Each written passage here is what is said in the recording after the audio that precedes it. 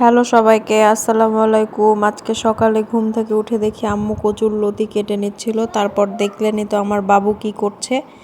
হাত মুখ ধুয়ে এখন রান্নাঘরে এসে দেখি আম্মু নাস্তা বানিয়ে রাখছে। রুটি আর আলুর তরকারি খেলাম। তারপরে একটু চা বানিয়ে খেয়ে রান্নার প্রস্তুতি নিচ্ছিলাম। আজকে রান্না করেছিলাম সবজি। এই তো সকালের নাস্তার খাবারের বাসনগুলো এখন ধুয়ে নিলাম।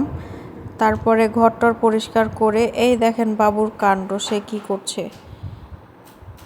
তাকে গোসল করাই দেওয়ার পরে সে এগুলো করছে। তারপর আমরা দুইজন একটু চিপস খেয়ে নিলাম। গতকাল রাতে যেহেতু বৃষ্টি ছিল, বারান্দার অবস্থা দেখেন। এগুলো এই যে পরিষ্কার করে নিলাম।